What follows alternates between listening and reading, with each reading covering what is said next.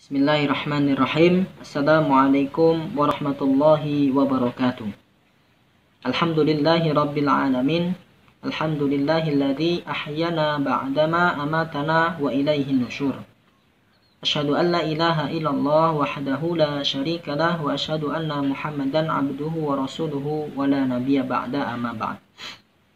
Pertama-tama marilah kita panjatkan puja dan puji syukur atas kehadirat Allah Subhanahu wa taala yang telah memberikan segala bentuk nikmatnya kepada kita semua.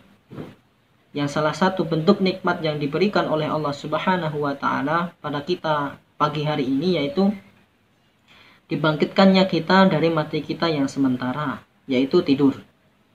Dan yang kedua, sholawat serta salam semoga senantiasa tercurahkan kepada uswah hasanah kita Nabi Allah Muhammad sallallahu alaihi wasallam yang telah memberikan petunjuk-petunjuk kepada kita sehingga kita dapat menjalani kehidupan ini dengan syariat-syariat Islam. Teman-temanku yang insya Allah dimuliakan oleh Allah Subhanahu wa ta'ala, Allah berfirman di dalam Quran surat Saba ayat ke-13, wa qalilum min ibadiyasy syakur, dan sedikit sekali dari hambaku yang bersyukur. Nah, Allah menjelaskan di dalam ayat ini bahwa sedikit sekali hambanya yang bersyukur atas nikmat yang diberikan oleh Allah Subhanahu wa ta'ala.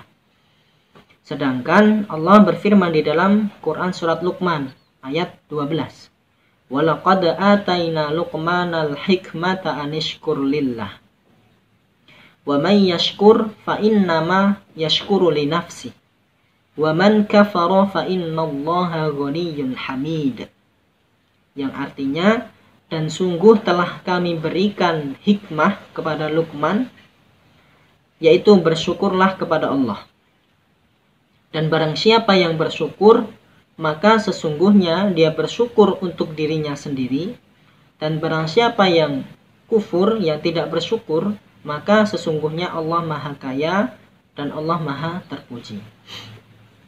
Di dalam ayat ini dijelaskan bahwa kita berkewajiban untuk bersyukur kepada nikmat-nikmat yang diberikan oleh Allah Subhanahu wa ta'ala. Tetapi Allah juga menjelaskan bahwa banyak sekali hamba-hambanya yang tidak bersyukur atas nikmat yang diberikannya. Adapun Allah Subhanahu wa ta'ala berfirman di dalam Quran surat Ibrahim ayat ke-7, la in syakartum la azidannakum wa la in kafartum inna azabi lasyadid. Sesungguhnya jika kamu bersyukur, pasti kami akan menambah nikmat kepadamu.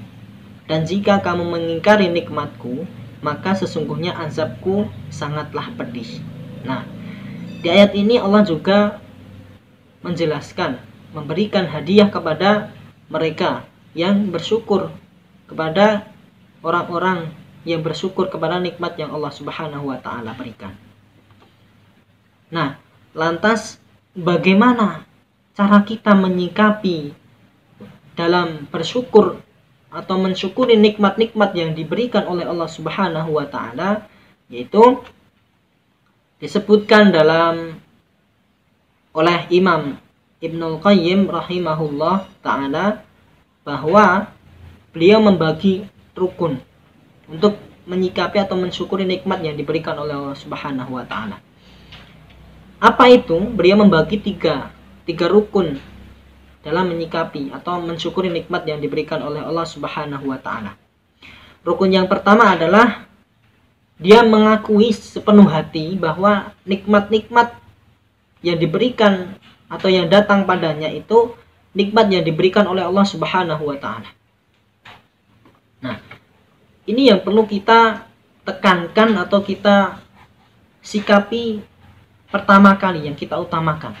Karena banyak di luar sana, banyak orang-orang dahulu yang ketika dia mendapatkan nikmat, maka dia menganggap nikmat itu diperoleh dengan jerih payahnya tanpa melibatkan Allah Ta'ala. Seperti halnya si Fir'aun. Dia dia menganggap bahwa nikmat dia menjadi raja itu karena jerih payahnya dia sendiri.